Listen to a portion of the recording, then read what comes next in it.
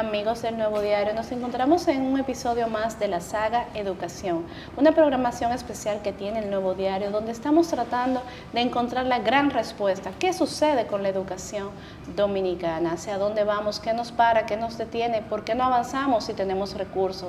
En fin, un sinnúmero de situaciones que día tras día vemos que va pasando y que sin embargo no encontramos esa gran respuesta. En esta ocasión estamos junto al señor César Dargan, quien es el vicepresidente ejecutivo del Consejo Nacional de la Empresa Privada. Buenos días, César, ¿cómo estás? Buenos días, Julio, muy contento de acompañarte y no dejo de disfrutar cada reinvento que tienes para presentarnos. Tú sabes que yo muy formal te dije buenos días, pero tú sabes que esto es un programa que sale en otro horario. Pero como las cosas están tan orgánicas y la juventud lleva a uno tan rápido y este tipo de cosas son muy naturales y muy normales. Pues buenas noches. Puede ser, ahora se dice buenas noches, buenas tardes, buenos días. Es como cuando se dice él, ella y ellas. Que no vamos a entrar ahí tú y yo porque no somos de esa generación. Y tal vez quedemos mal parados. César, ya hace 6 años que estás en la posición de vicepresidente ejecutivo del CONEP, donde has jugado un rol bastante preponderante en una organización que genera el 85% de los empleos de la República Dominicana, ¿no? Por no decir el 100%, porque genera el 100% todos sus afiliados de los impuestos con los que se generan la creación de políticas públicas y al mismo tiempo toda la operatividad de la nación. Siempre uno de los puntos importantes que tenemos que resaltar es el papel tan importante que te juega el empresariado para que los países puedan crecer. Sin embargo, aún cuando hemos visto este rol activo que ustedes tienen, incluso en el Consejo Nacional de Educación, que representan, tienen un asiento allí, no vemos que se haya podido lograr armonizar, orquestar o poder obtener resultados viables en materia educativa en nuestro país. ¿A qué tú entiendes que se debe que aún contando con recursos y con documentos como el Plan Decenal de Educación, como el Pacto Educativo, como la Ley Nacional de Estrategia, seguimos con el mismo discurso?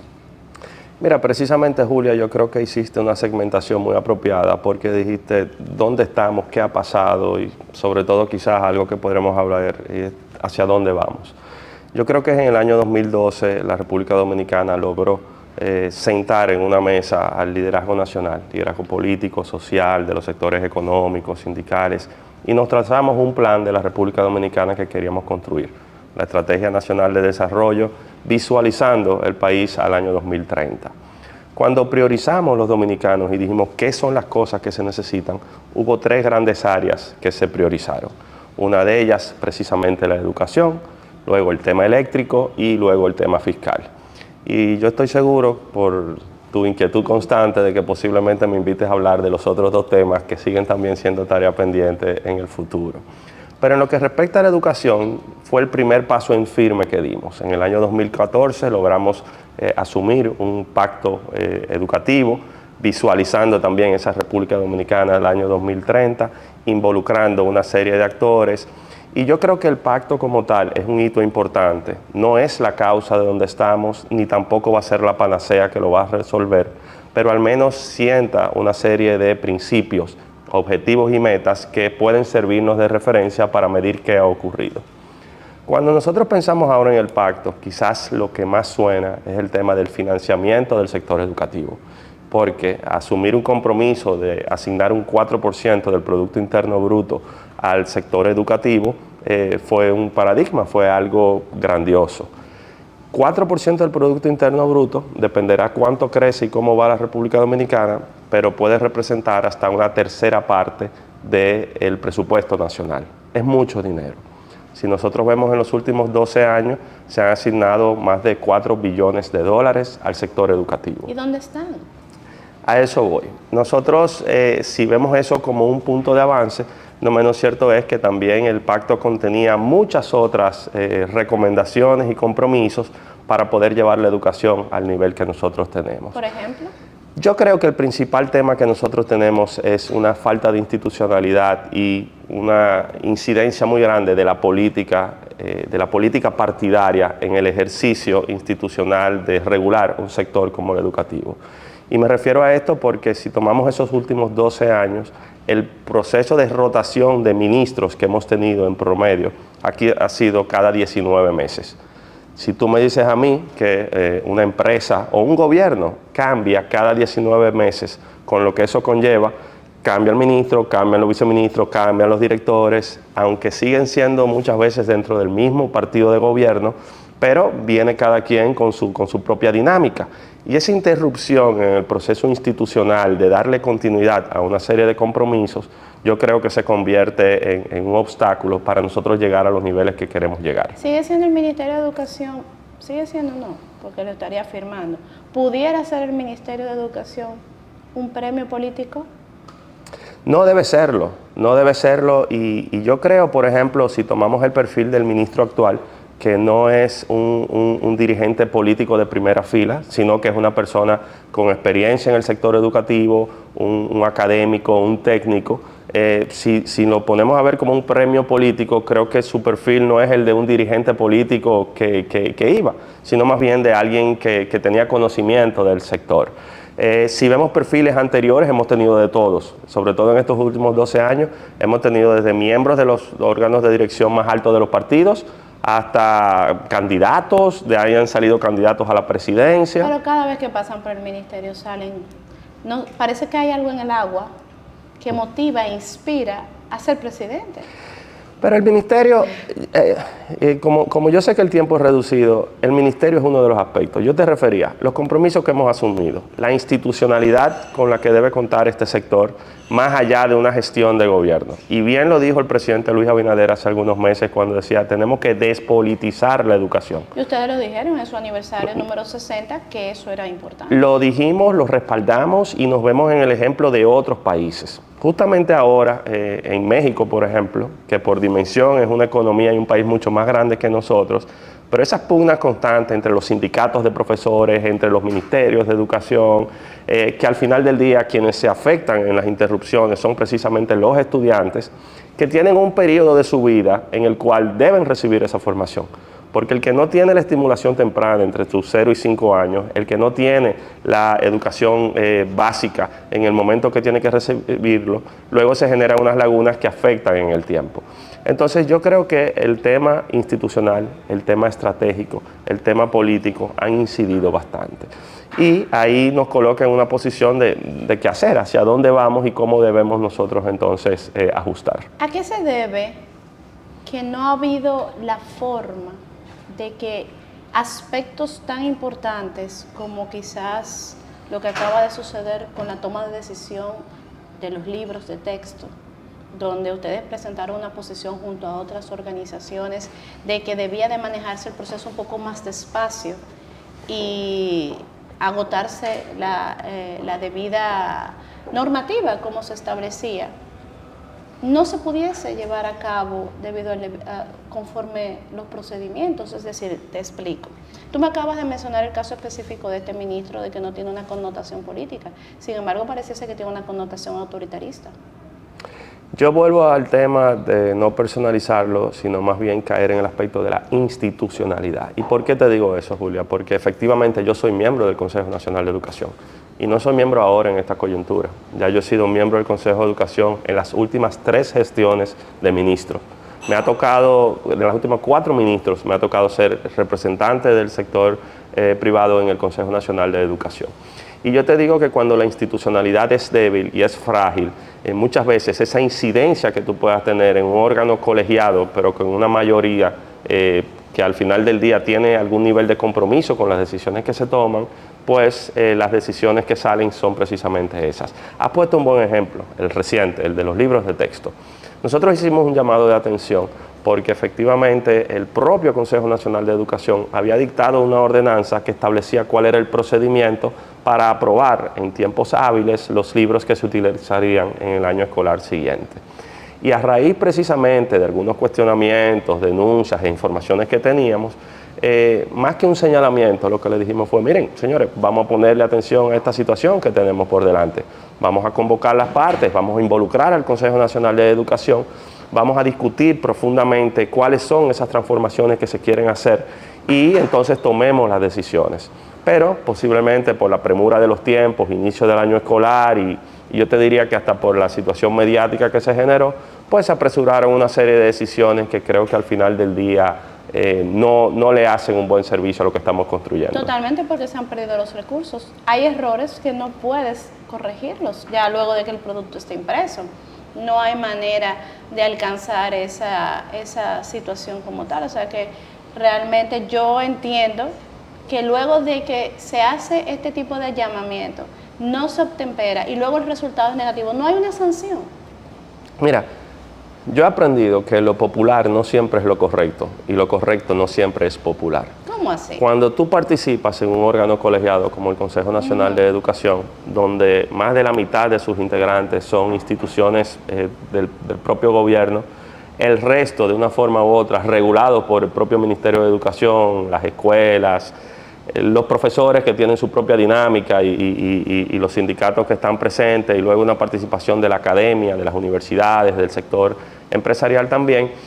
Ante esa diversidad de actores no siempre es fácil lograr acuerdos y impulsar políticas de mediano y largo plazo. Muchas veces los temas que se agotan en la agenda son temas muy del corto plazo.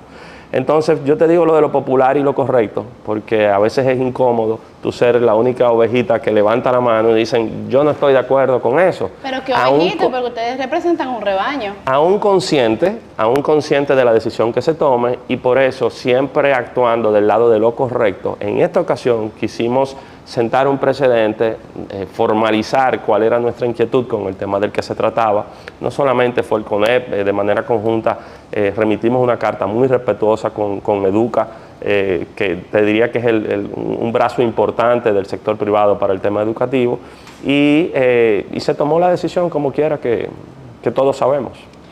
En el caso específico de ustedes, y hablo ya ahí, obviamente, como el sector empresarial a nivel nacional, en un sentido, independientemente del impacto que tenemos nosotros como sociedad, ustedes son bastante impactados con la baja calidad educativa a la hora de poder ubicar las plazas de empleo, porque cuando te salen unas estadísticas de que en matemática, en calificación satisfactoria, solamente un 17% del estudiante de tercer grado te sale con esa calificación, ya tú vas teniendo un gran problema de que el sentido crítico y el pensamiento y la lógica no se está desarrollando en un segmento poblacional, herramientas básicas para ocupar plazas de empleo en esta nueva dinámica.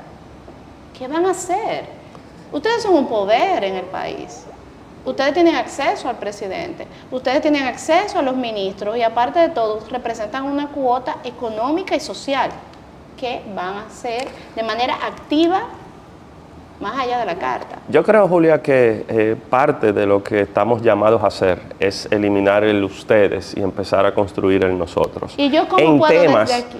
En temas fundamentales para el desarrollo de la República Dominicana. Hay temas en los cuales no debe haber una diferencia de un color de un partido, de un sector de nuestra sociedad, sino que tienen que ser temas país, y la educación es un tema país.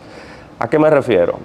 Si nosotros vemos qué hace la República Dominicana hoy con el resto del mundo, más de la mitad, el 60% de nuestras exportaciones vienen de las zonas francas dominicanas. Y eso es una historia que no se construyó en un día, se ha venido construyendo en el tiempo. Tiene antecedentes en los 70, en los 80, pero en el año 1990, con la nueva ley de zonas francas, pues ocurre un boom y el sector decolla. Si nosotros vemos qué era la República Dominicana en el año 90, nosotros exportábamos textiles y calzados. Si nosotros vemos qué es la República Dominicana ahora, en el año 2023, la mayoría de los productos que exportamos ya tienen un valor agregado muy diferente. Equipos médicos, prendas, dispositivos tecnológicos, todavía textiles y calzados, pero ya con un nivel de diseño mucho más acabado. Entonces, la República Dominicana del presente es muy diferente de la que vivimos hace 2 décadas, pero nuestros ojos están mirando hacia dónde nosotros vamos. ¿Qué están haciendo el resto de los países de la región? ¿Qué se mueve en la economía? ¿Cuáles son las tendencias? Para nosotros ver ese mundo del futuro, necesitamos obligatoriamente los recursos humanos, logísticos, financieros que nos permitan llegar a esas metas. Y al final del día, cuando en determinadas líneas de producción no contamos en República Dominicana con el talento, con la formación requerida para esos puestos, pues lo ocupan posiblemente extranjeros, o las empresas toman decisiones de invertir a mayor escala en otros mercados. Entonces, si tú lo ves desde la óptica económica de la operación de una empresa, esto se constituye en el tiempo en una retranca. Ahora, si tú lo ves del otro aspecto, y yo creo que se tiene aún muchísimo más valor, no es el desarrollo económico de la República Dominicana, es nuestro desarrollo social inclusivo. Cómo las personas pueden tener las herramientas para día a día irse superando. Y si tú aspiras a un mejor salario, tú aspiras a un mejor sueldo, tú aspiras a reducir los astronómicos niveles de informalidad que tenemos aquí en nuestra economía, obligatoriamente tú tienes que tener la formación, la experiencia que te permita acceder a esas oportunidades que se están abriendo en nuestro mercado.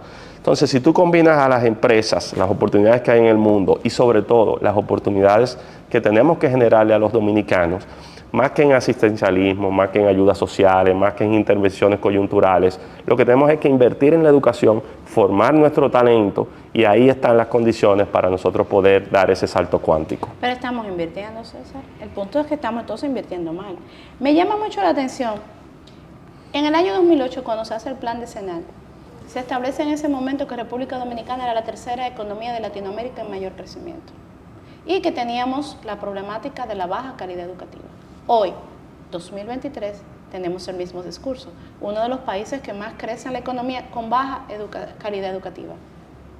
¿Qué sucede en este fenómeno? ¿Cómo es posible esa transformación que tú mismo acabas de señalar, donde ya nosotros pasamos de ser la mayor productora de zonas francas en ropa interior, que era nuestro buque insignia hace 20 años atrás, a ya estar creando tecnología, creando medicamentos, en fin, avanzando, si tenemos una baja calidad educativa?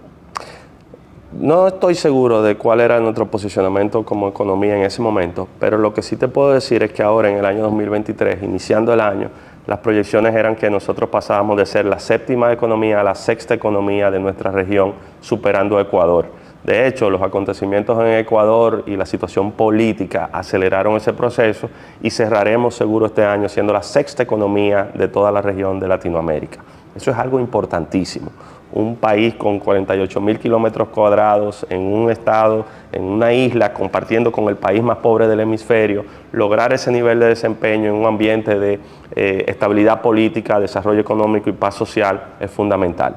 Pero la educación sigue siendo el tema principal de nuestra agenda. Y educación vinculado con institucionalidad. Hace un momentico, cuando yo te hacía la referencia al tema de los recursos, tú me decías, bueno, pero se está invirtiendo. Y yo mismo te acabo de hablar de 4 billones de dólares en 12 años. Lo que tenemos que revisar y preguntarnos es si estamos invirtiendo correctamente o si al final del día los recursos que se están destinando al sector educativo se están utilizando en cosas que al final del día no repercuten positivamente en esos indicadores. ¿Le faltó al pacto educativo quizás establecer los puntos específicos en los cuales debía de enfocarse la inversión y los porcentajes? El pacto educativo trazó los pilares fundamentales, 7 u 8 pilares en los cuales debía enfocarse el sistema educativo para llegar a los niveles de calidad que nosotros queríamos. Estableció el compromiso de financiamiento. De hecho, hasta estableció mecanismos de veeduría con representación diversa de nuestra sociedad. Lo que tenemos que preguntarnos es si el marco institucional ha sido el adecuado para poder dar seguimiento a esos compromisos y hacer los ajustes en tiempo hábil de dónde deben ir esos recursos y cuál es el resultado que nosotros estamos teniendo. Cuando tú me hablabas de recursos y yo pregunto, ¿están siendo correctamente invertidos esos recursos?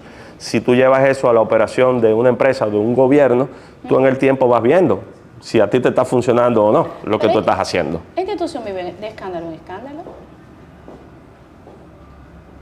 Yo creo que eso es una voz de alerta. Bueno, yo creo y vuelvo, insisto, en que dotar al sector educativo de un marco institucional robusto, ¿Pero quién sólido. se lo va a dotar? Ok, perfecto. Te entendí perfectamente. Ahora, hablaste de la importancia que se despolitice la educación. Perfecto. Hablamos de la importancia. Vamos a brindarte algo, César, porque tú no Bríndeme sé, algo porque... Vamos a brindarte algo porque yo no sé si tú me estás sacando el cuerpo a lo que yo te estoy preguntando, o quizás no me estoy dando a entender. Vamos a ver qué le vamos a brindar aquí a César en este espacio tan importante de la saga.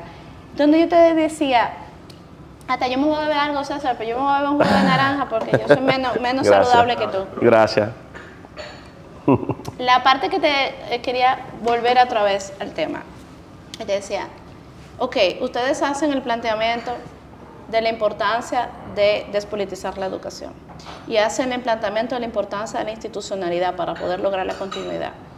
Pero ¿cómo lo vamos a hacer? ¿Quién va a impulsar a que cada nueva gestión de gobernanza, sea del mismo color o no, o incluso hasta el mismo actor cambie de parecer, en el momento en que llegue, comprenda que esto no forma parte de la cartera que va a otorgar? Lanzo algunas ideas al aire. La Ley General de Educación es del año de 1997. Yo creo que en estos 26 años el país ha cambiado y el mundo ha cambiado. Y de hecho la evolución que ha tenido el sector educativo ya nos muestra algunas enseñanzas de qué funciona y qué no funciona. Yo creo que no es descabellado pensar en una reforma y actualización de la Ley General de Educación que permita establecer una gobernanza mucho más operativa y que pueda tener esos controles en el tiempo de a dónde vamos con los indicadores que nos trazamos, número uno.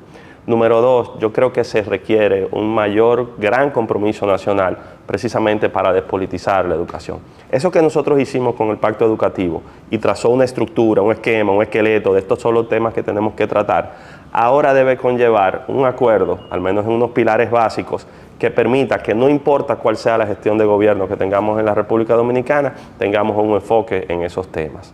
Tercero, yo creo que el involucramiento de diferentes actores enriquece el funcionamiento del sistema.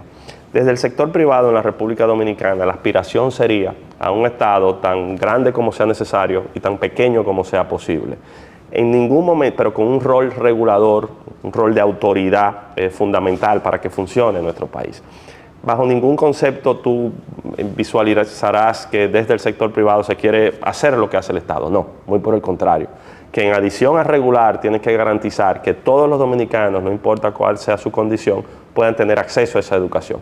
Entonces yo creo que la participación de diferentes actores, y hemos tenido buenísimas experiencias en las instituciones donde se imparte la educación dual o en las instituciones en las cuales ha habido algún nivel de inversión, acompañamiento y apadrinamiento de empresas, los indicadores en la calidad educativa son muy diferentes.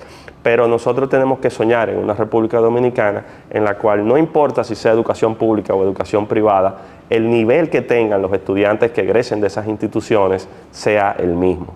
Las grandes economías, los países más desarrollados, precisamente se miden porque no importa si quien te provee el servicio es el sector público o el privado, tú puedes tener esos niveles. Entonces, son temas profundos porque si te estoy hablando de la institución que maneja el mayor presupuesto de este país, que hoy cuenta con una nómina de alrededor de 265,000 personas que laboran ahí, no deja de ser algo atractivo o importante en la operación de un gobierno, pero yo estoy seguro que existe, al menos para temas neurálgicos de nuestro desarrollo, un nivel de compromiso del liderazgo nacional que deben colocar a la educación donde se merece. ¿Y dónde se merece? Bueno, en que los indicadores que nosotros estemos viendo, los niveles de calidad estén muy superior a los que tenemos ahora mismo, en que vaya a la velocidad de los cambios que se están dando en nuestro mercado. Nosotros recientemente participamos en algunas discusiones tripartitas para la adecuación del Código Laboral y veíamos el tema de la tercerización. Entonces había una posición un poco firme del sector de los trabajadores que decían, bueno, hay que ver qué se terceriza y qué no. Y lo que estamos viendo, por ejemplo, en los bancos es que los cajeros ahora son cajeros automáticos. Tenemos sucursales de bancos que son completamente automatizadas. Sí, y eso es muy gráfico. Si nosotros vamos a unas empresas, tenemos líneas de producción completas que ya la puede hacer una máquina, un robot. Entonces, pero así como se afectan o se amenazan algunos puestos de trabajo, surgen muchas otras oportunidades. Tú y yo somos abogados. Aquí habemos un exceso ya de abogados en este país y de mercadólogos y de administradores. Total. Pero aquí faltan ingenieros, programadores, diseñadores, agrónomos, veterinarios. Las carreras del futuro en las que tenemos un déficit empiezan con un proceso de formación temprana en las escuelas. Entonces, en eso es que tenemos nosotros que pensar ahora que todavía estamos surfeando una ola muy diferente a la que están surfeando el resto de los países de nuestra región. ¿Piensas que quizás deberíamos tener menos inversión en educación?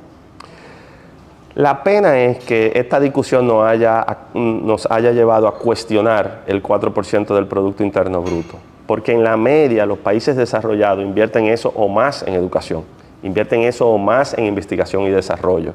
Entonces, lamentablemente, por estas debilidades que tenemos que reconocer que tiene nuestro sistema, pues por algún lugar hay que cortar, y la discusión ahora de muchos es cuestionar el 4%. Esa no debería ser la discusión.